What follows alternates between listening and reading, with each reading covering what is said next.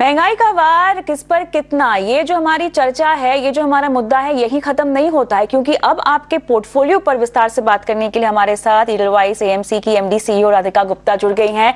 राधिका जी, बहुत बहुत स्वागत है आपका हमारी इस बेहद खास पेशकश में। और सबसे पहले तो आपको ढेरों मुबारकबाद इस खुशखबरी के लिए। उम्मीद करते हैं कि आप बिल्कुल ठीक हैं, स्वस्थ हैं और जो खुशखबरी आपने हम सबको दी है, बहुत ख्याल रख रही हैं आप अपना।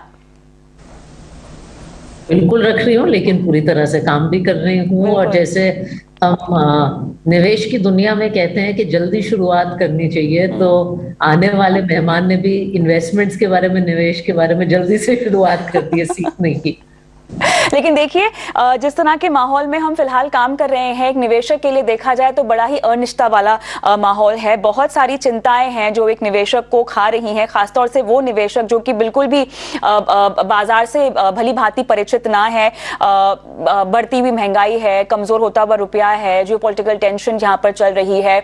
हम देख रहे हैं अभी लोग जो है कोविड से निकलकर ऑफिस आना शुरू किए थे, 4 दिन नहीं हुए उनके पैसे बढ़े हैं। लेकिन अब महंगाई ने इस कदर जो है वार किया है, ना बच रहे हैं पैसे, ना निवेश हो पा रहे हैं। प्रेम चोपड़ा साहब का बहुत पुराना डायलॉग है, नंगा नहाएगा क्या निचोड़ेगा क्या। इसे आप कैसे देखती हैं, कैसे समझाएंगी तमाम निवेशकों को?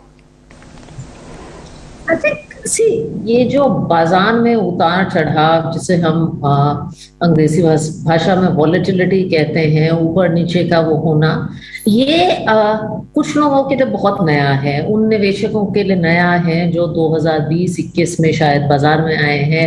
उन्होंने सिर्फ एक तरफा बाजार देखा है। जब बाजार बढ़ता है, उनको मैं ये समझाना चाहूंगी कि बाजार में गिरना बढ़ना दोनों ही बाजार का हिस्सा है। वॉलेटिलिटी जो होती है वो इक्विटी इन्वेस्टिंग का एक बहुत इंपॉर्टेंट हिस्सा है कि जो जाएगा नहीं। आपको एफडी से ज्यादा रिटर्न, आपको महंगाई से ज्यादा रिटर्न इक्विटी निवेश में क्यों मिलता है? क्योंकि कुछ अंडरलाइंग रिस्क होती है और आप उस रिस्क को देख रहे हैं। तो हालांकि आपको लग रहा है कि बहुत न्यूज फ्लो है, महंगाई है, बढ़ते हुए इंटरेस्ट रेट हैं, जियोपॉलिटिकल टेंशन है, थोड़ा अगर आप स्टेप बैक करेंगे तो ये याद रखिए कि ये वॉलेटिलिटी निवेश का हिस्सा है और ये दिन पर दिन बहुत ज्यादा लगती है। लेकिन अगर आप थोड़ा सा स्टेप बैक करेंगे ना, जिसे मैं कहती हूँ जूम आउट करेंगे, तो ये उतना वॉलेटाइल नहीं लगेगा। 5 साल में इक्विटी निवेश तभी भी लोगों के लिए पैसे बनाता है। तो थोड़ा कभी कभी हम पर्सपेक्टिव खो देते हैं रोज की उतार चढ़ाव से।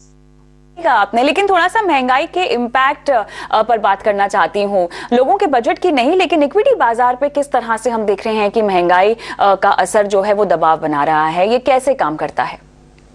तो महंगाई का क्या असर होगा? 2 चीजें होंगी। एक तो महंगाई के कारण आप देखेंगे इंटरेस्ट रेट्स बढ़ना शुरू होंगे, जो कि हमने ऑलरेडी देख लिया है। रिजर्व बैंक ऑफ इंडिया में हाल ही ने एक सरप्राइज इंटरेस्ट रेट हाइक की है।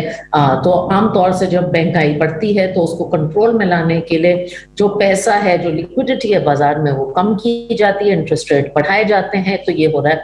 दूसरा हम देखेंगे कि जहां तक इक्विटी निवेश की बात है, कंपनीज के जो रिजल्ट्स हैं, कंपनीज भी कमोडिटीज कंज्यूम करती हैं, वो इनपुट होती हैं, तो कंपनीज की अर्निंग्स पे भी महंगाई का नुकसान होगा। चीजों के दाम बढ़ेंगे, चाहे वो फेविकोल जैसी चीज हो या कुछ और हो।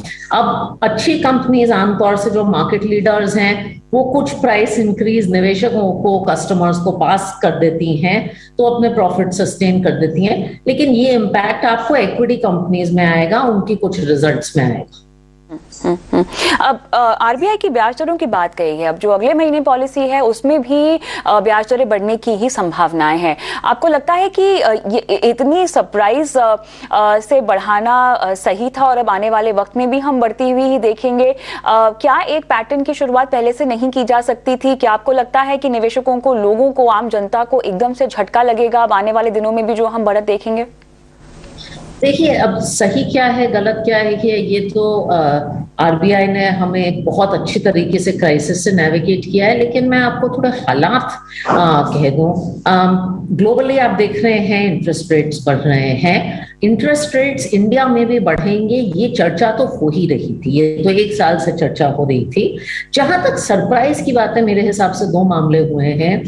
एक तो इन्फ्लेशन जो है, महंगाई जो है, वो शायद ज्यादा बढ़ गई है, और जो प्रिंट्स आए हैं पिछले एक दो प्रिंट, उन्होंने थोड़ा सा सबको सरप्राइज से ले लिया है। दूसरा, विदेशी बाजारों में जो हो रहा है, जहां तक इंटरेस्ट रेट्स का, फेड ने भी थोड़ा सा फ्रंट एंड कर दिया है अपना इंटरेस्ट रेट। तो इंडिया आइसोलेशन में तो काम नहीं करता, आरबीआई आइसोलेशन में तो काम नहीं करता, तो सब बातों को मद्देनजर रखते हुए, करेंसी को मद्देनजर रखते हुए शायद ये फैसला लिया गया है। और हाँ, हमें लगता है अभी थोड़ी सी इंटरेस्ट रेट हाइक बाकी है, तो आने वाली पॉलिसी और शायद उससे अगली पॉलिसी में ये थोड़ा सा शायद फ्रंट लोडेड हो, तो निवेशकों को इसके लिए तैयार रहना चाहिए। जहां तक लेकिन मुझे लगता है डेट निवेशक हैं, जो फिक्स्ड इनकम निवेशक हैं, उन्हें इतना स्ट्रेस नहीं होना चाहिए, क्योंकि आज की तारीख में हम कहते हैं कि दो चीजें करनी चाहिए, या तो बहुत शॉर्ट टर्म पैसा शॉर्ट टर्म इंस्ट्रूमेंट्स में पार्क करना चाहिए, और जो एफडी इन्वेस्टर हैं या लॉन्ग टर्म डेट इन्वेस्टर हैं, उनके लिए तो शायद एक अपॉर्चुनिटी आएगी अच्छे लेवल्स पे लंबे समय तक डेट का पैसा निवेश करने का।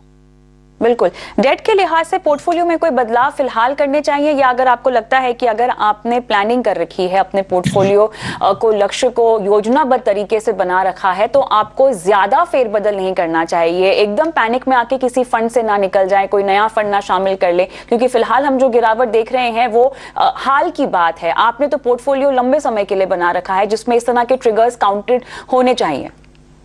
और आपने बहुत सही बात की कि आपने पोर्टफोलियो लंबे समय के लिए बना रखा है। देखिए, जहां तक आपने सही मायने में एसेट एलोकेशन की है, सही अमाउंट इक्विटी में, डेट में, गोल्ड में निवेश के गोल्स के हिसाब से किया है, तो आपको बिल्कुल चिंता करने की जरूरत नहीं है। इन टाइम्स पे क्या होता है, एक बहुत टेंडेंसी होती है, एक बहुत वो रुझान होता है कि चलो कुछ करें, बाजार इतना गिर रहा है, इतना न्यूज है, चलो कुछ करें। और मैं हमेशा कहती हूँ कि क्राइसिस में ना ज्यादा एक्शन नहीं लेना चाहिए। जब इतना नॉइज हो तो आपका शायद दिमाग भी उतना क्लीन नहीं है, उतना केपेबल नहीं है डिसीजन मेकिंग का। तो अगर आपने ठीक से एसेट एलोकेशन की है, ठीक से प्लानिंग करी है, तो बिल्कुल कुछ ना करें। अगर आप नए निवेशक हैं, पहली बार निवेश किया है, शायद आपने इक्विटी में ज्यादा एलोकेशन कर ली है, शायद आपने रिस्क ज्यादा ले लिया है, तो ये वो शायद एक सीखने का समय है। क्योंकि मैं हमेशा कहती हूँ कि अपनी रिस्क लेने की क्षमता किसी को अच्छे मार्केट में समझ नहीं आती, बुरे मार्केट में जब बाजार गिर रहा होता है तब हमें समझ आती है।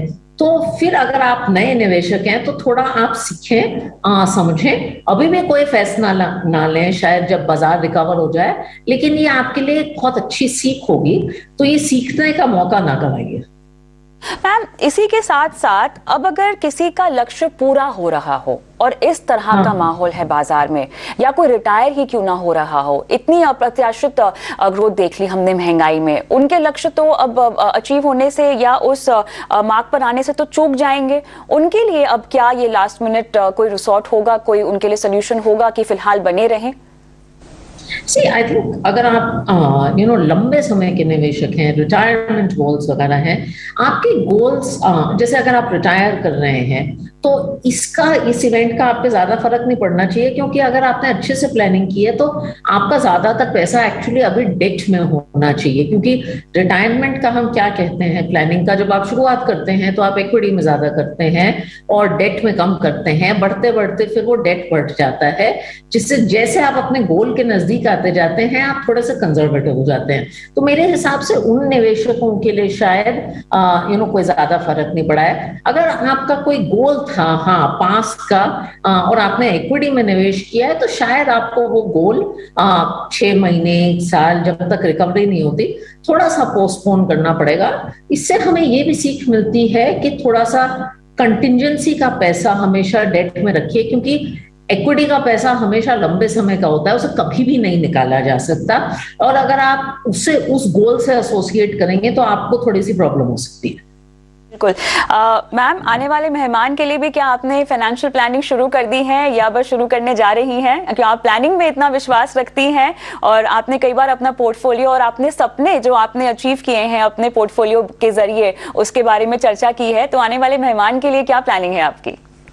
बिल्कुल प्लानिंग करना शुरू कर दी है, बात करना शुरू कर दी है। सबसे पहले तो एक एसआईपी करेंगे। अभी कौन से फंड में करेंगे, मैं और मेरे हस्बैंड डिबेट कर रहे हैं कि इक्विटी फंड में करेंगे, जरूर इक्विटी फंड या बैलेंस फंड में करेंगे, लेकिन वो करेंगे।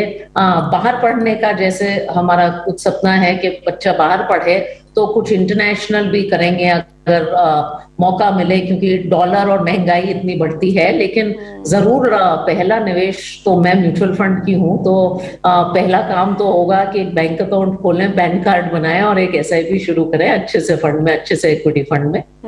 बहुत बढ़िया। क्या कुछ खाने का मन करता है मैम आपका? अरे मिर्चियां खाने का बहुत मन करता है। चलिए, बहुत बहुत शुभकामनाएं आपको। अपना बिल्कुल ख्याल रखें आप, और स्वस्थ रहें। और आपकी अपडेट्स तो हमको आपके पूरे सोशल मीडिया पर मिलते ही रहते हैं, तो वो बहुत अच्छी बात है कि आपसे राब्ता बना रहता है। बहुत बहुत धन्यवाद राधिका जी, समय निकाला आपने हमारी इस खास चर्चा के लिए। चलिए, इसी के साथ ईटी मनी बनो अपना फाइनेंस मिनिस्टर में हम रुकेंगे छोटे से ब्रेक के लिए, लेकिन ब्रेक के उस पार वो कौन से फंड हैं जिन्होंने पिछले एक महीने में आपको गिरावट तो दिखाई है, लेकिन अगर मार्च 2020 से हम देखें तो आपको काफी मुनाफा भी कमा कर दिखाया है। जानेंगे इन फंड्स के बारे में इस छोटे से ब्रेक के बाद।